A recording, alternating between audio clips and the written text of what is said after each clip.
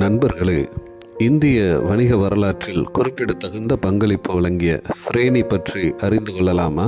பண்டைய இந்தியாவில் ஒரு ஸ்ரேனி என்பது ஒரு குறிப்பிட்ட தொழிலில் நிபுணத்துவம் பெற்ற வர்த்தகர்கள், வணிகர்கள் மற்றும் கைவினைஞர்களின் சக்தி வாய்ந்த தன்னாட்சி பெற்ற ஒரு குழு அல்லது சங்கமாக இருந்தது. பொதுவாக ஒரே தொழில் அல்லது செயலில் ஈடுபட்டுள்ள குறிப்பிட்ட குழுக்களுக்கு தனித்தனி சிரேணிகள் இருந்தன. சில நேரங்களில் சிரேணிகள் ஒரு தொழில் குழுமத்துடன் ஒப்பிடப்படுகின்றன.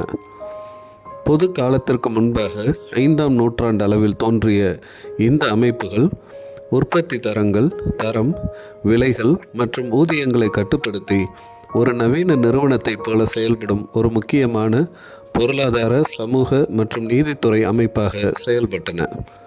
ஜாதக நூல்கள் 18 வகையான சிரேணிகளை குறிப்பிடுகின்றன. இருப்பினும் சிரேணிகளின் மிக நீண்ட பட்டியல் மிலிந்த பன்ஹாவில் காணப்படுகிறது.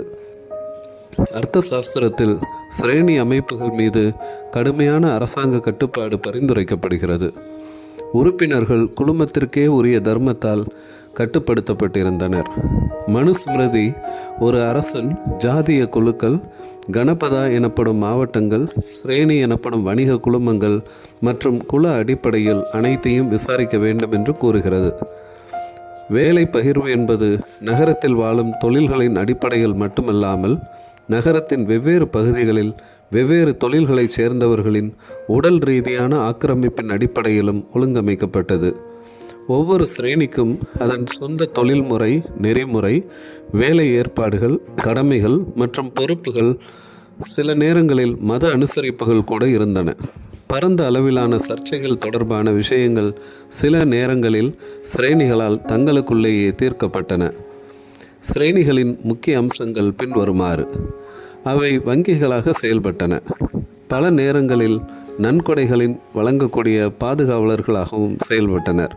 தர கட்டுப்பாட்டை பராமரித்தல் மற்றும் நெறிமுறை வர்த்தக கடைமுறைகளை நிறுவின. அவை ஜனநாயக முறையில் ஒழுங்கமைக்கப்பட்டன. பெரும்பாலும் ஒரு தலைவருடன் இருந்தன. சில சமயங்களில் அரசால் அங்கீகரிக்கப்பட்டன. உறுப்பினர்கள் தந்த வேலைப்பாடு போன்ற சிறப்பு திறன்களை கொண்டிருந்தனர். சிரேணிகள் பெரும் செல்வத்தை கொண்டிருந்தன. உள்கட்டமைப்புக்கு தாராளமாக நிதியுதவி அளித்தன. பொது காலத்திற்கு முன்பாக 5ஆம் நூற்றாண்டிலிருந்தே சிரேணிகள் இருந்ததற்கான நன்கு ஆவணப்படுத்தப்பட்ட குறிப்புகள் காணப்படுகின்றன. மேலும் சில சிரேணிகளின் முழு உறுப்பினர்களும் பௌத்தம் அல்லது சமண மதத்திற்கு மாறியது பற்றியும் நூல்கள் குறிப்பிடுகின்றன. காலப்போக்கில் சில சிரேணிகள் உபரி வளங்களுடன் மிகவும் செல்வந்தர்களாக மாறின. மத மற்றும் பிற நன்கொடைகளின் பாதுகாவலர்களாகவும் வங்கியாளர்களாகவும் சிரேணிகள் செயல்பட்டன. பரவலாக குறிப்பிடப்படும் சங்கங்களில் ஒன்று விதிஷாவை சேர்ந்த தந்த வேலைப்பாடு கலைஞர்களின் சங்கமாகும்.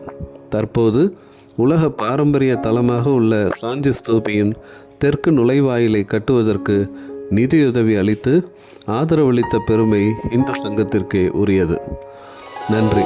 தொடர்ந்து இணைந்திருப்போம். புதிய காணொளிகளை பெற லைக் பண்ணுங்கள், ஷேர் பண்ணுங்கள், சப்ஸ்கிரைப் பண்ணுங்கள்.